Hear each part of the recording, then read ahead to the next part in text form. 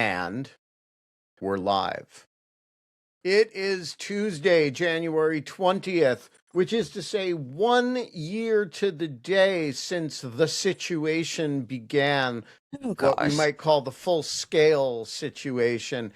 It is 8 o'clock a.m., and we have a guest who is with only seconds since the show has started, already engaged in a provocation. He is wearing a cat shirt, and we're going to have to talk about that. Folks, I want to give you a very brief battery update. Nastya has now delivered 5 batteries to families in Kiev. We have acquired 1 battery that we are giving to a kindergarten class, which needs. Awesome. Yeah, we're gonna get, and we have 2 batteries or 3 yet to be delivered. So things are moving. The total amount raised now is around $46,000, which is kind of crazy. A whole bunch of it is stuck in my Venmo account because Venmo quite rightly limits your ability to, do things like money laundering by moving money in large volumes quickly in and out of these accounts. And so it's not really designed for philanthropic projects like this. It's really designed to prevent people from using philanthropic projects like this to launder money for the cartels. But that's not what we're doing. So we're a little bit hung up in these the shenanigans. That said, the money will free up over the next few days. We are trying to get it to Nastya as quickly as possible. And by the way, a very good-hearted person in Kiev fronted us like $15,000 so that Nastya could spend money before my money got to her. So that is why, if you look at the data that I put out on the site today, the money spent actually exceeds the money that has been successfly wired to Nastya, because some of that money is a particular person in Kiev who has made her funds available on a loan basis, so that we can get people batteries as quickly as possible. So we continue to work on this. I will be so John Hawkinson raises the question whether I should tell people it's better to use PayPal. I'm not sure if it is, honestly. There are advantages and disadvantages to both. I actually think the diversity of some people are using Zelle.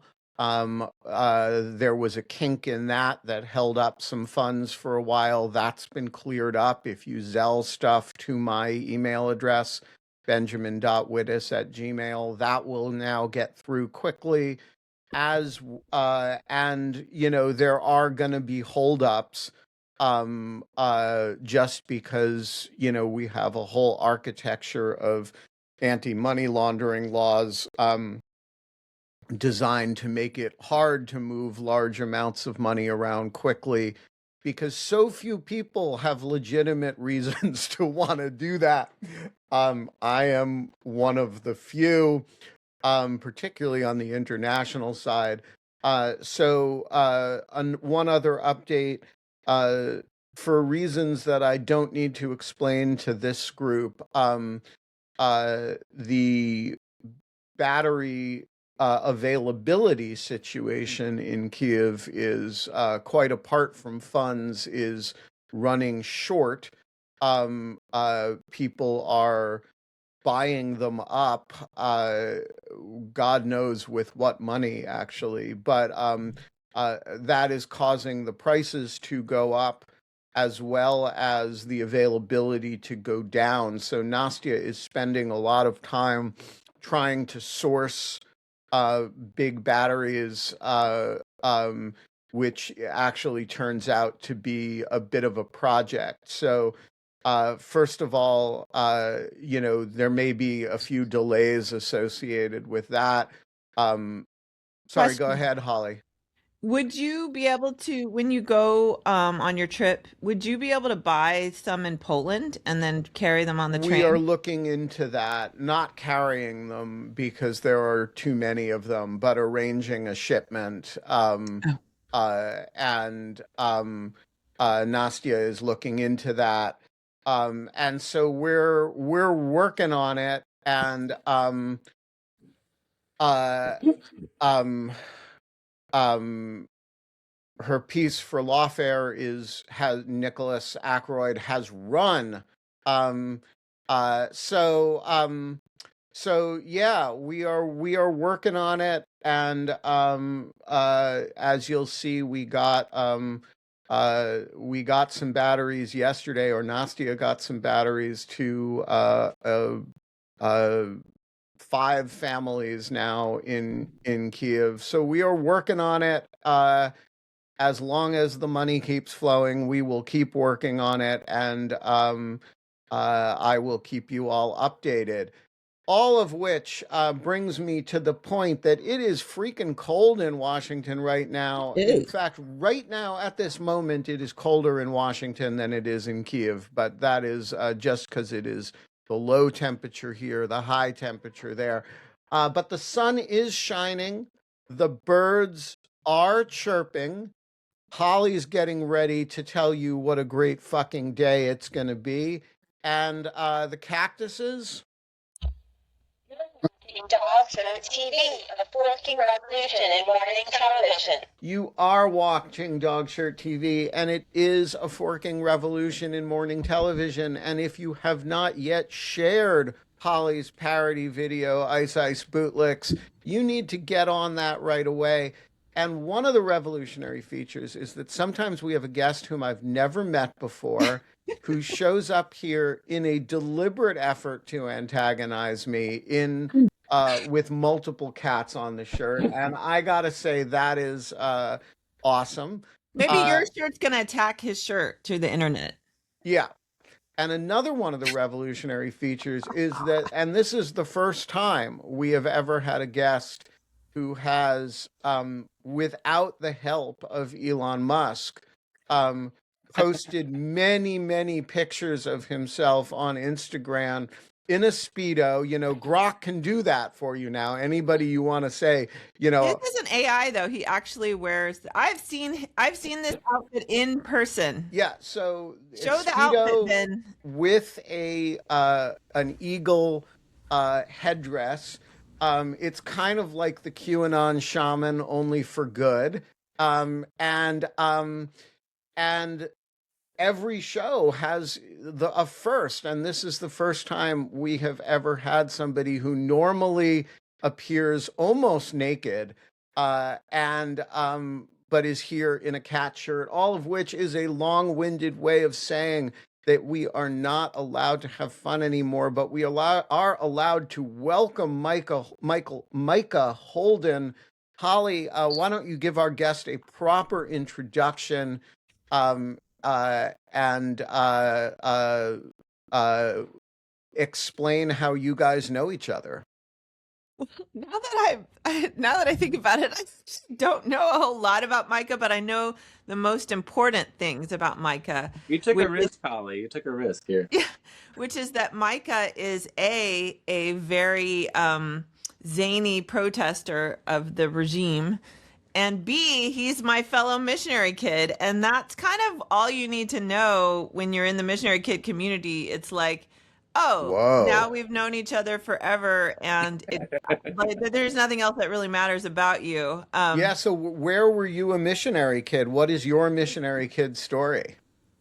I grew up in the Philippines. Uh-oh, frozen. Uh-oh. 92 to 2000 are my years there, middle school and high school. Actually, So, before that, sorry, you blinked out for a second. Where were you? the Philippines. Can you hear me? Yep, can Okay. now. Philippines from 92 to 2000 for middle school and high school. And then I was actually in Ecuador during my elementary years. But I kind of identify with the Philippines because that was the most recent. So, yeah. And are you a boarding school kid too? No, good question. My parents were actually teachers at the school I went to, called Faith Academy in the Philippines. So my dad taught biology. My mom did like elementary ed and admin. So I was with my parents, like our whole life kind of revolved around school. We were all on the same schedule, like wake up, breakfast, go to school, do stuff at school, extracurricular activities, and come home together. So it's a much different experience than a boarding student. I mean, in certain ways. So We called those kids the station kids, and we kind of hated them a little bit. They were spoiled and soft, frankly. whoa. And All right. But So I was how friends does with a one lot of go? dorm. I was friends with a lot of of dorm kids. course, So you have to be friends with the dorm kids because who else are you going to be friends with? that's So, fair.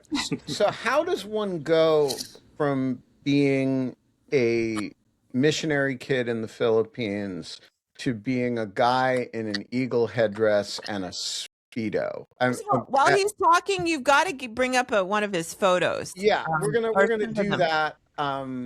Okay, 'cause I Remind don't me have what your technology to do that. Instagram handle is. Speedo Eagle Man. Right. Well, that's newer. So for the last 6 or 7 years, I actually have a Instagram that's called Speedo Dads, which is basically just I didn't know that was you. yeah. That's been me for. So that's more just like trying to normalize Speedos in North America because in a lot of the world it's a normal and like culturally acceptable, whereas in the U.S. it's kind of taboo and like men don't wear Speedos. That's weird, right? But so I'm just trying to like, hey, it's fine. Like a lot of the world does this, and it's okay. So Speedo Eagle Man is pretty new. I only have like 80 followers or something. But that's more like the activist protest side that I've made into an Instagram handle or account. Yeah. Gotcha. All right, let me the pull full some up attire. while you're talking. Sure. Tell me about the journey from uh the journey um from missionary kid to Speedo Eagle Man, which is really hard to say, by the way. Is it Speedo Eagle Man? Yeah, Well, I Speedo Eagle is hard. also the Eagle Man reference is so I don't know in Chicagoland there's these commercials or maybe you've seen them or not, but Eagle Man was this like icon for this insurance company, and if you look up like Eagle Man commercial, it's these really like low budget, maybe like the show I don't know, um, kind of commercials that this guy in an eagle costume was like Eagle Man, and it was yeah look it up, but.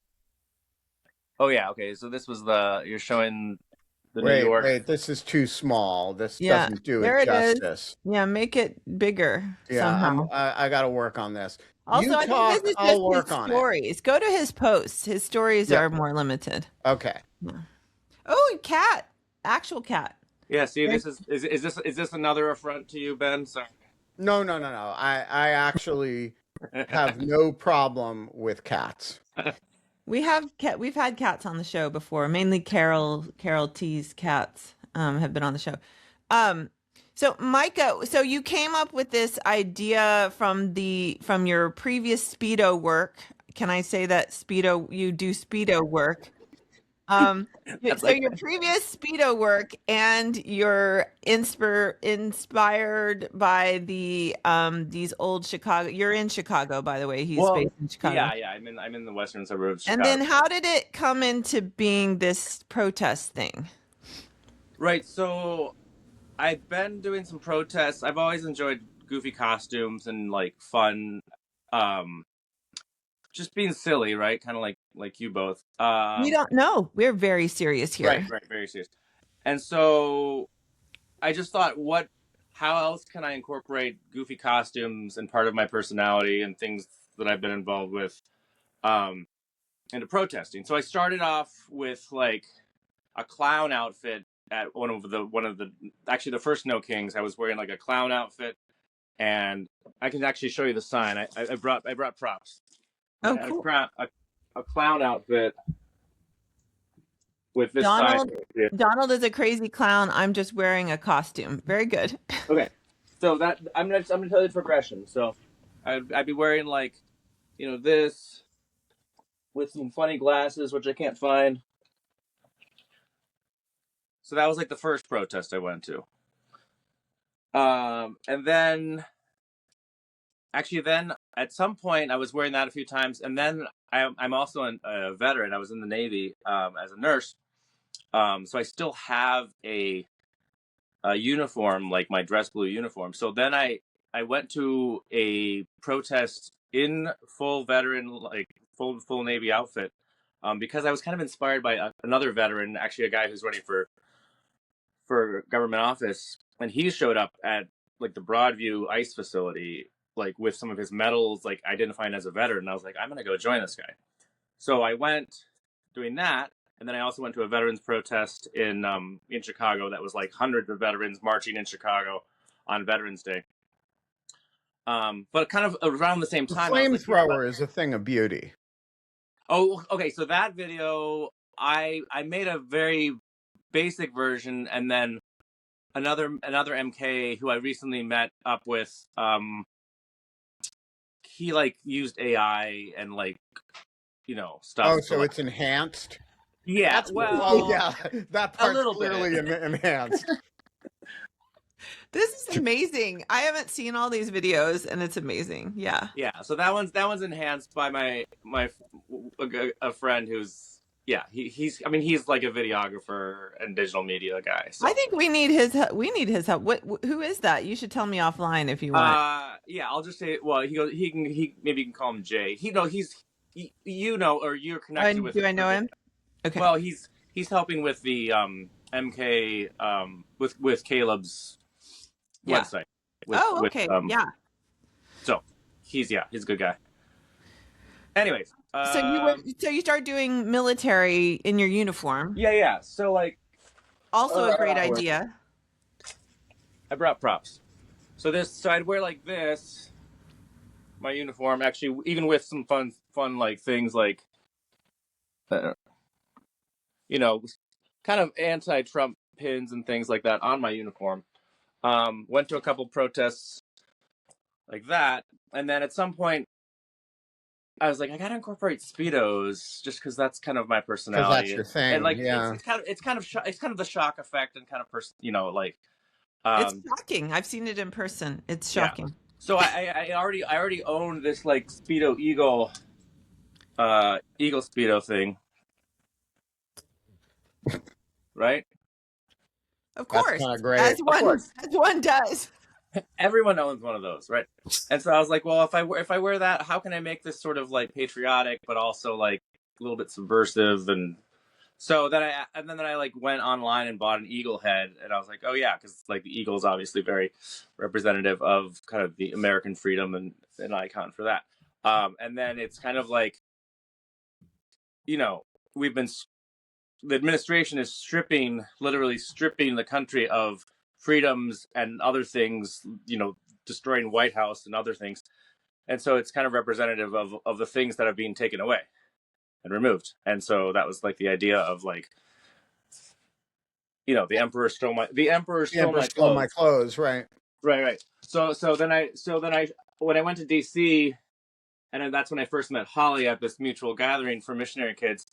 I went to a protest with a bunch of other missionary kids and wore there's a fabulous picture of you in Holly's foyer. Yeah. With me. Yes. And Holly, she was hosting everyone at her house that day.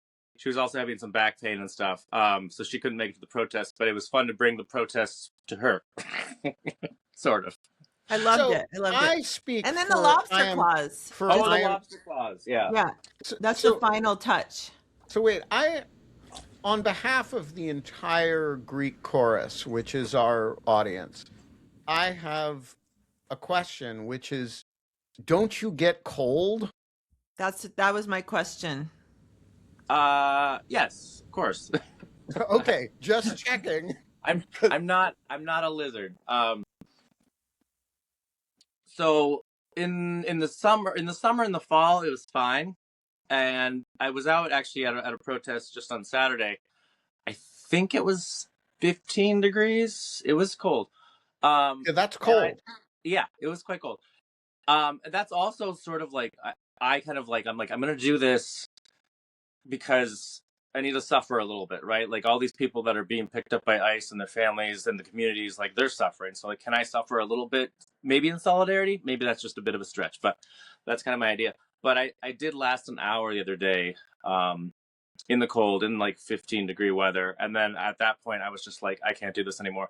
So I brought a backup outfit, and it's kind of my cold weather Speedo outfit, which is basically a bunch of layers and then a red union suit, like long underwear, and then put the Speedo over that. I think I sent Holly a picture like yesterday, and that's my new like winter version. Yeah, I just want to say on Just like, behalf of all people who are concerned about, Chicagoland weather on your behalf, you have like absolution from the need for suffering.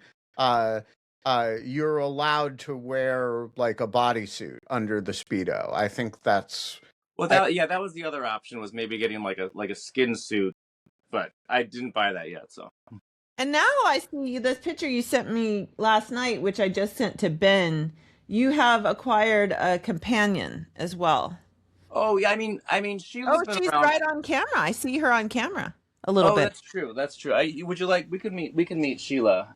Sure, we have to meet Sheila. I've had Sheila for a couple years, not for the purpose of protesting, but just for other pranks for people. Like I found this here. This is Sheila. There you go. Oh, she's great. She looks like she could be in MAGA, actually. Well, yes, except that she's modified the hat. Oh, make, what does it say? Make lying wrong again. I like that. Yes. Yeah.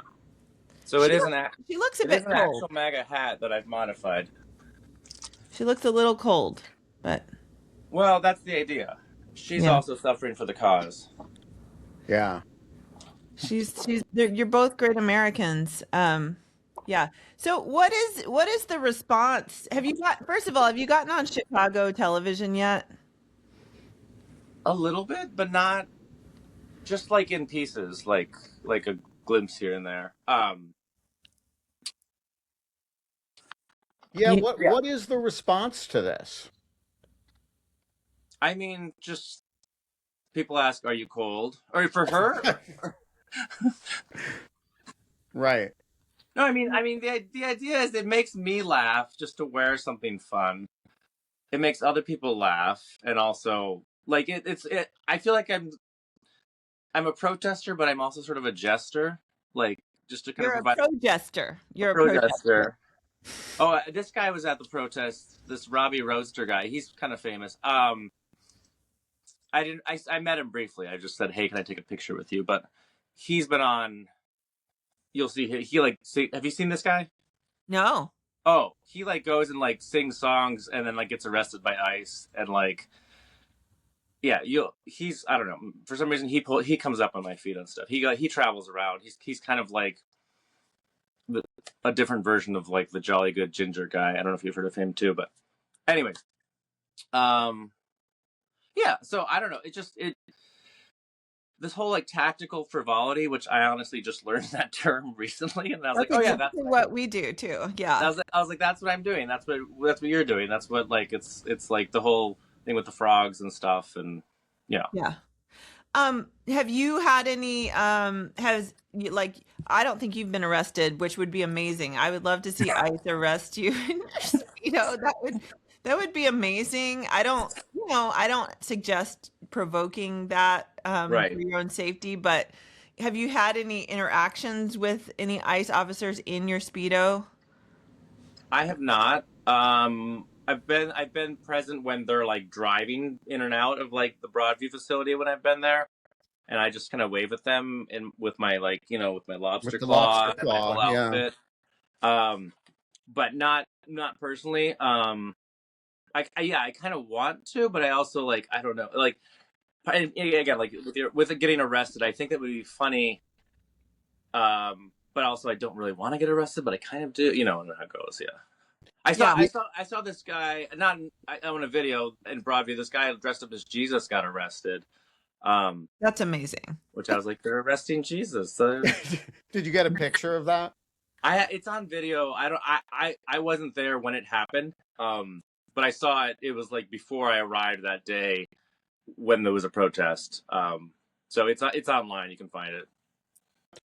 So I want to ask you about, because now the sort of ice eye of Sauron has moved from Chicago to other cities, but for a while there, it was very bad in Chicago. Yeah. So I'm just wondering if you could tell us a little bit about what that was like, and then maybe talk about what you're seeing in Minneapolis. And what your experience with them and ICE, how that informs you on what they're doing there.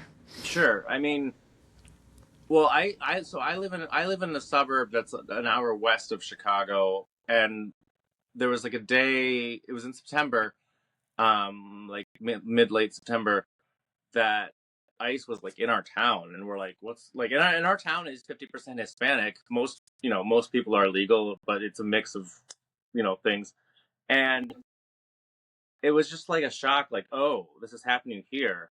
And like a friend sent a text, like ICE is in town, and I'm taking my son to school, and I went and joined a group of people in town who were kind of starting the protests, of trying to find ICE and just kind of be in the way and be present and try to be supportive of our community. I held up a sign that said due process. I scribbled something out on a piece of cardboard, and joined a bunch of people who were just out. And that was kind of before all the whole stuff with ICE started ramping up. And then in Chicago, yeah, then everything just kind of escalated as far as the amount of ICE agents in the area. I still haven't personally encountered ICE in the field. I'm on this rapid response team, but that's only kind of come later. So most of my role has been just going to protests, but I want to be more active in, confrontation. But I haven't really yet. But yeah, all the news in Chicago. I mean, it was just a lot of ICE doing horrible things as far as tear gas or just pulling people out of cars, breaking windows. It's similar stuff to what's happening in Minneapolis. Maybe not as much. There hasn't been as much, I think, community confrontation.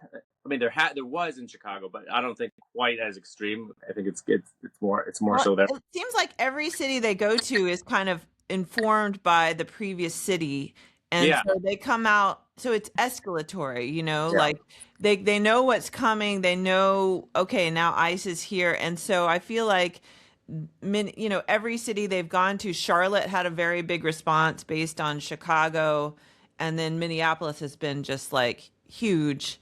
And so it's sort of builds from the last city.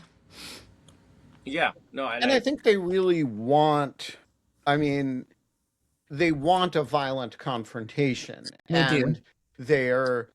And there's the challenge for the tactical frivolity world is to do the confrontation without the violence that they want. And that's a really complicated, because the violent confrontation, whoever provokes it, ideally from their point of view, it would be like Antifa showed up and provoked it. But since Antifa doesn't exist, that's a little bit inconvenient. And so, but if it's provoked by the community, then of course you have the argument, what a look at our brave law enforcement officers being attacked by, you know, terrorists. Yeah. But if it's provoked by ICE, which is of course what happened in Minneapolis, then you just lie about it.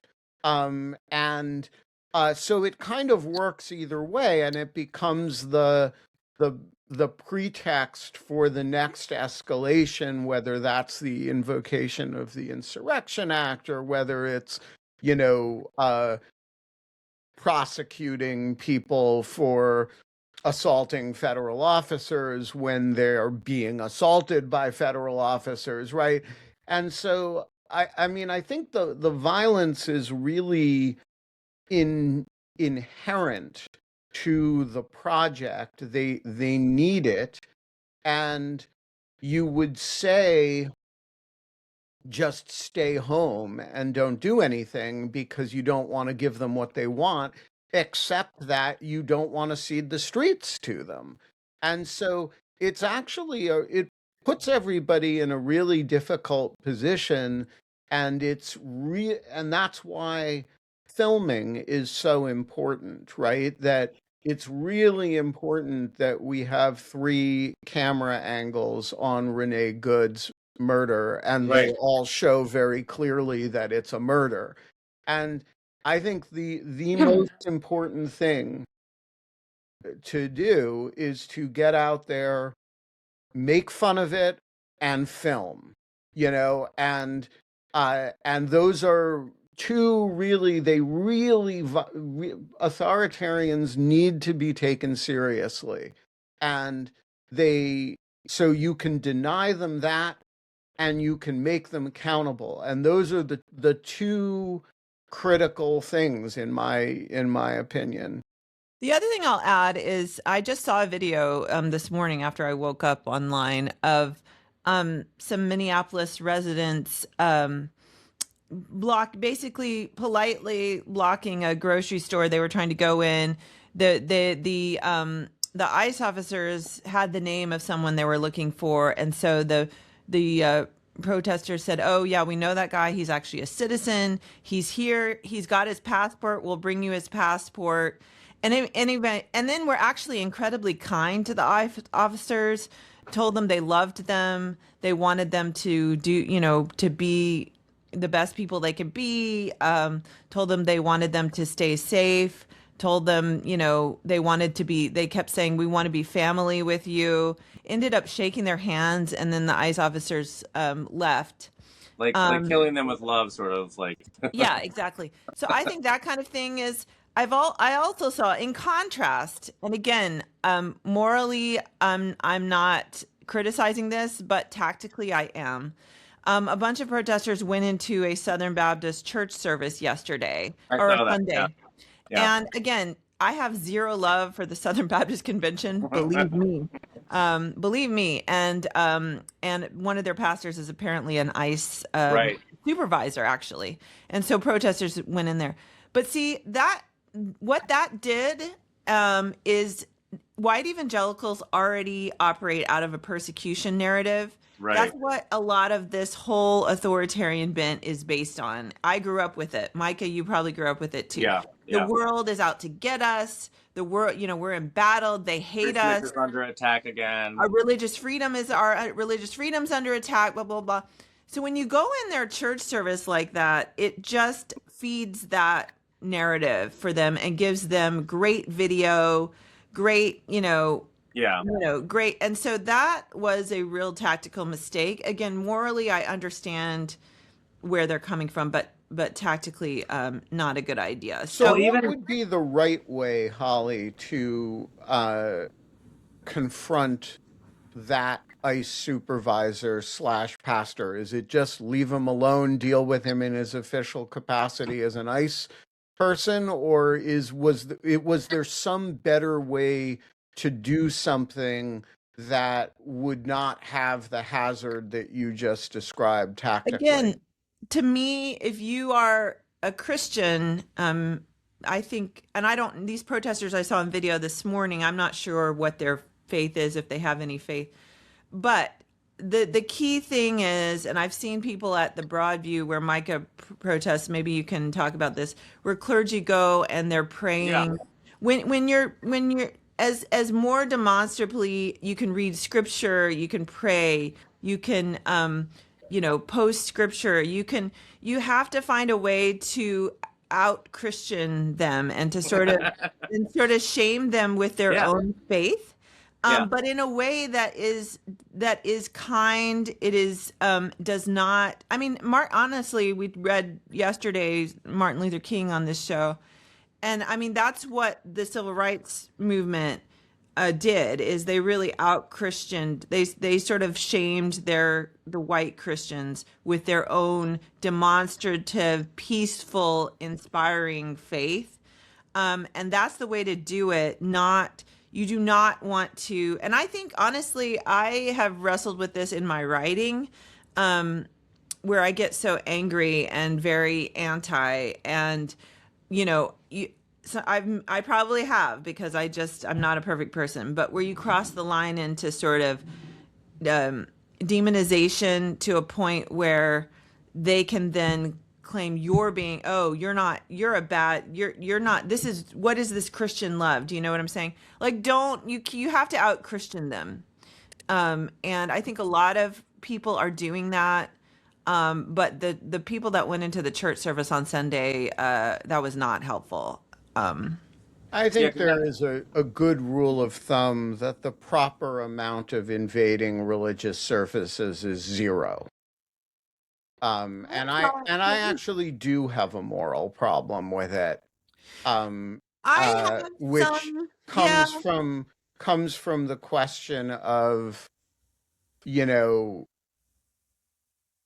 when every synagogue in the District of Columbia has armed security now, because of the number of when my kids were in a Jewish day school, we had security guards at the school, and the fear was not crazy, that they're not paranoid, that there are people who like to invade synagogues, and I just do think that there is a zone that you should feel exempt from the world in religious settings, and we should all give each other that space. And for some people, that is a real safety issue, particularly in this environment, Muslims and Jews.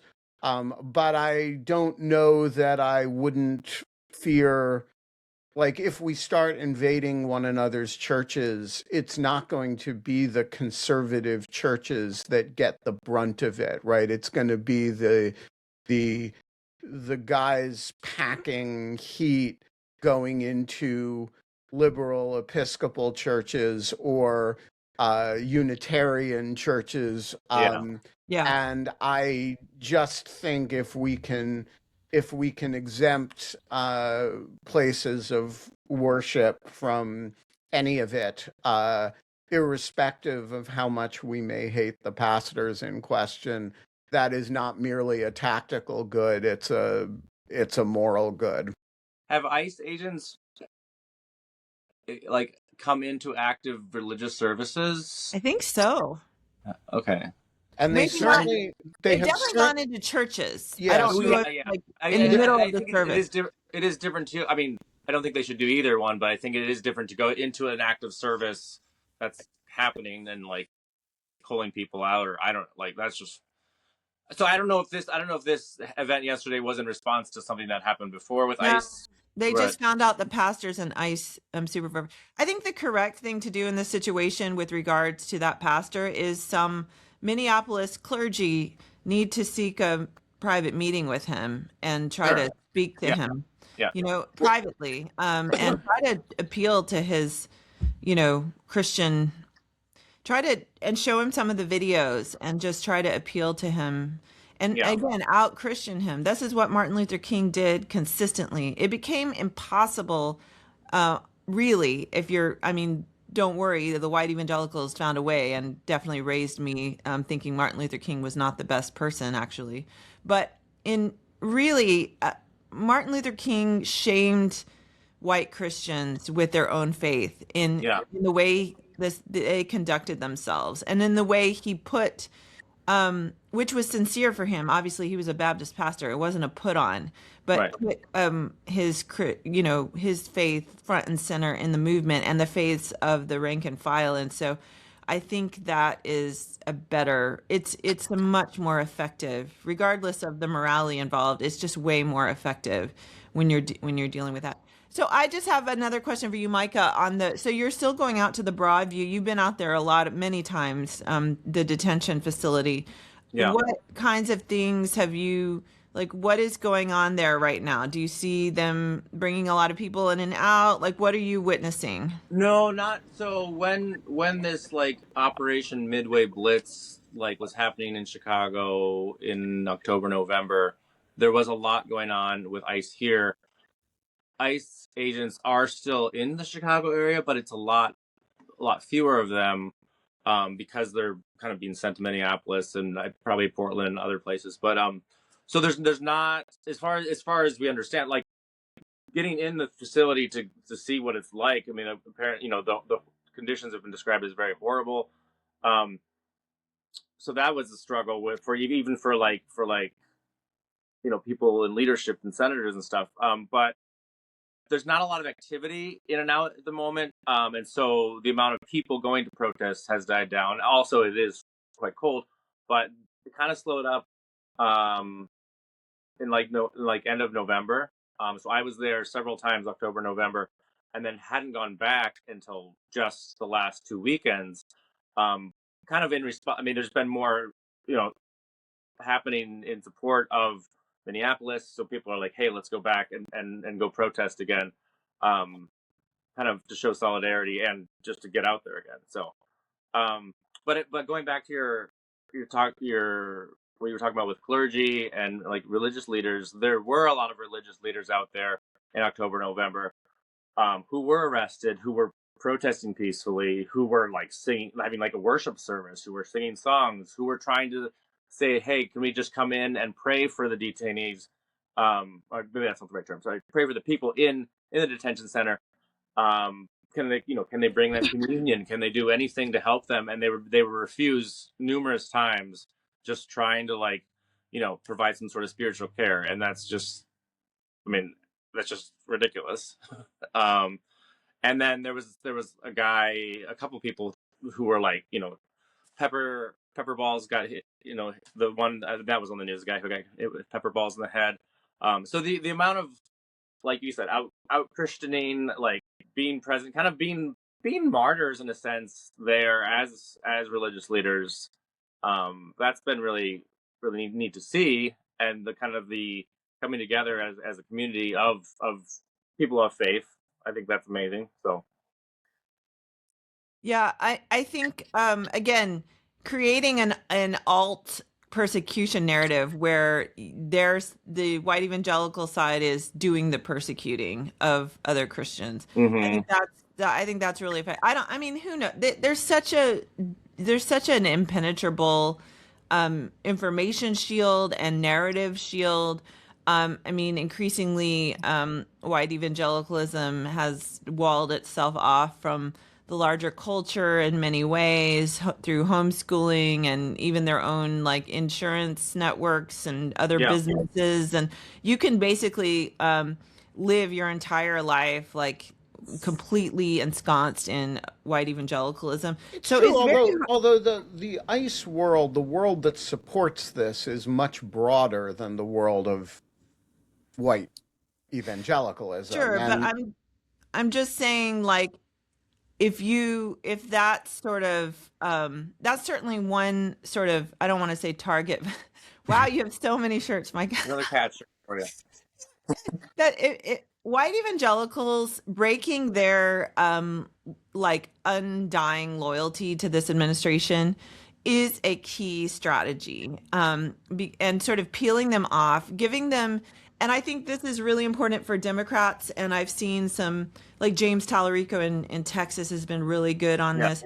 But Yeah. basically giving them a permission structure, particularly for young people who are already probably more open to it, of where they can feel like they're still a devout Christian and be not and vote Democrat, which is just like anathema, or certainly at least not support this administration. And then if you can get people speaking out against what they're doing on a moral level. I think that's an important one of an important prong in the overall strategy of confronting this. So I'm just sort of talking about one prong in the overall strategy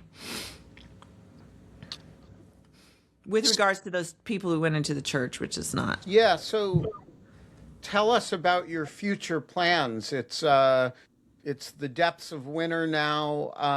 What are you uh what is Eagle Speedo?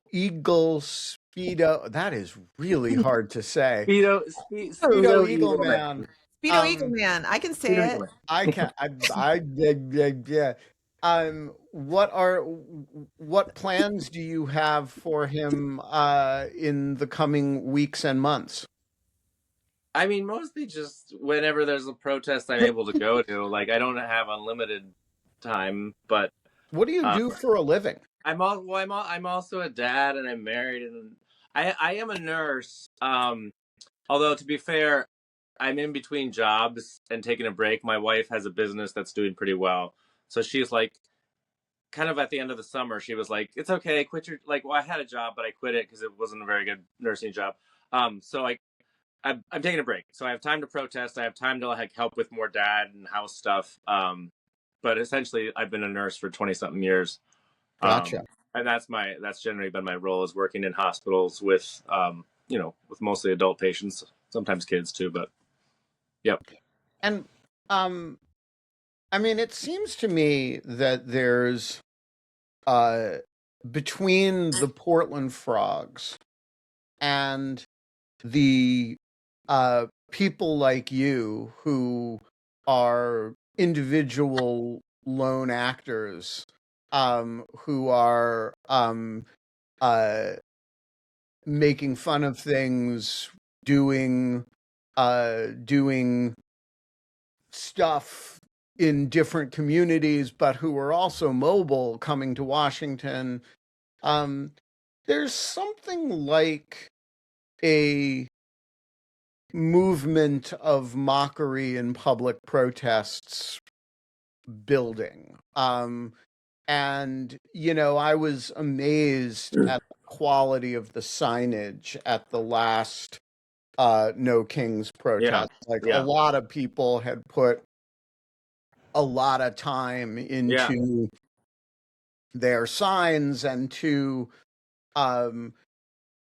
and I actually wonder, Holly and I went to the Million Frog March, which turned out to be a little bit more of a Turned out to be about frogs, which was surprising. Yeah, which turned out to be about frogs rather than about dressing up as frogs. That was DC, or that was Portland? Where was that? That was there's the frogs, the original frogs are in Portland, but then this very smart frog activist, like he's a scientist. Oh, he's like actually very for frogs. Very smart. It's an amphibian environmental group sort of hijacked it. It was kind of awesome. But the point is, a lot of the demonstration was actually about amphibian ecosystems. Okay. But it seems to me that having, putting the costumes and the humor first, front loading it, is not the craziest idea in the world. And maybe come spring, when it's a little bit easier to we should be thinking about, what if there were 1 million people in costumes around the country, rather than or in your case, not in costume, in stripped out or near naked. Still a Costume. costume, but yeah. It's a costume. You in a Speedo, I wonder. I don't know. I don't think the world needs me in a Speedo. I just You can hide. You can hide behind a mask, though. You could be like Speedo Dog Man. You know. Well, but the thing is that right now, because of Elon, anybody can put me in a Speedo anytime they want just by Sure. saying, "Hey, Grok, put Wittes guy in a Speedo," and All right, Grok we'll will do do it. it. So, it's almost like I don't need to. Yeah, I think that's a great idea. And it makes as we've discussed on this show before, and as I've written on my Substack, logistically, especially the inflatable costumes, it's harder. It makes it harder to arrest someone. Although our friend Melissa, did send me a video of a giraffe being arrested, which was awesome. I mean, Like an and inflatable giraffe. challenging.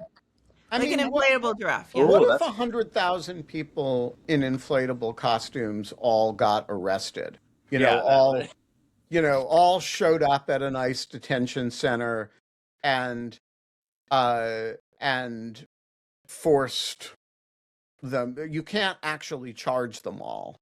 No, And- you wouldn't be able to. But I think the costume thing it's an incredible amplifier of message because people just instinctively take pictures. And right now it's being organized at the highly individual level. Like, Holly says to me, "Oh, let's wear frog costumes." So I go on Amazon and order a frog costume. But I think there's a lot to be said for it just as a way of amplifying message.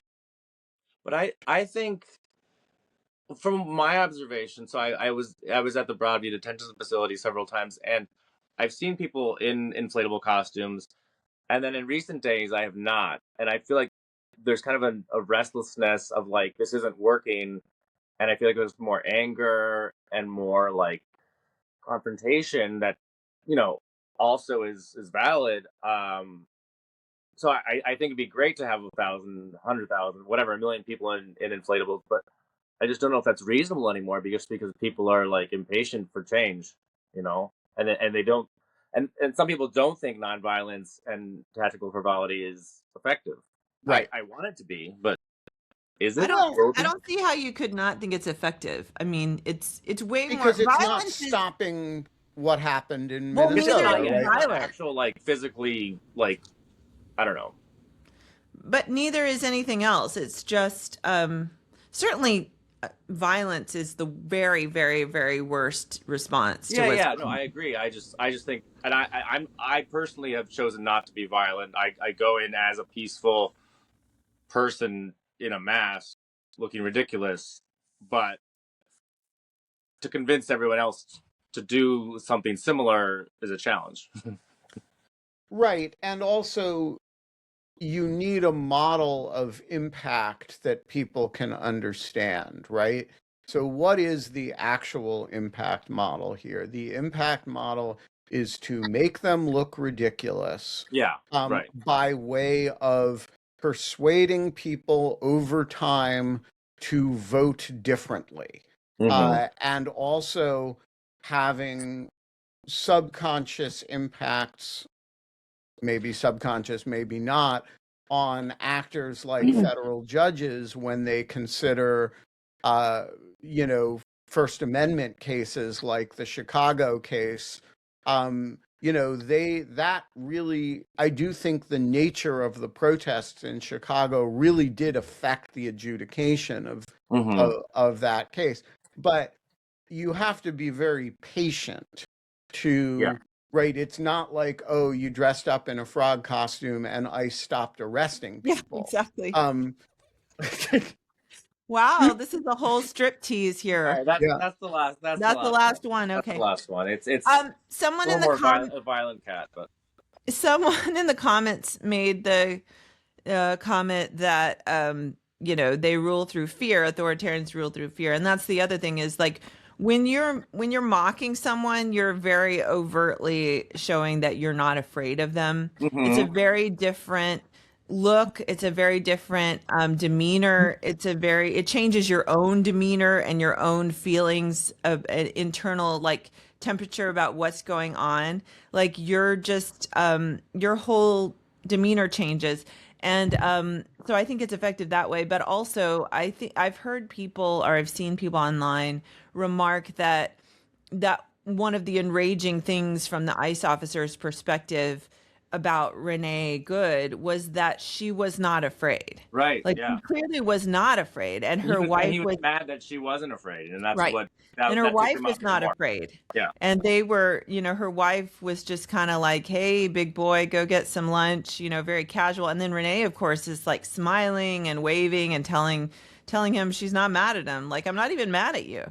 And so that was provocative as well. So I mean, my guess is she was fearful, but she was pretty good at like, being calm and being like not showing the fear. But Look, yeah. So it's if you're trying to stop the other question is the goal to stop ICE or is the goal to stop the administration, right? And yes, I think there's both. In Chicago, there's a lot of evidence that the administration's effort to round up huge numbers of people in Chicago actually failed, right? And certainly in Portland, the effort to deploy the National Guard failed. The effort in Washington to deploy the National Guard has been successful in a practical sense, but they're standing around doing nothing, Right. cleaning Yeah. flower beds and learning how to play chess in DuPont Circle because they have nothing to do. And we have a different legal status than a state with a governor. So there's nothing we can do about their presence, but everybody's just kind of made a collective decision to ignore them. yeah. And that has been really effective. I think the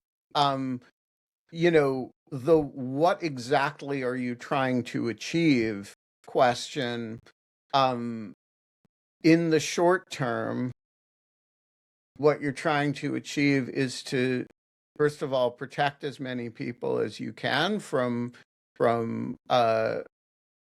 abusive uses of state power.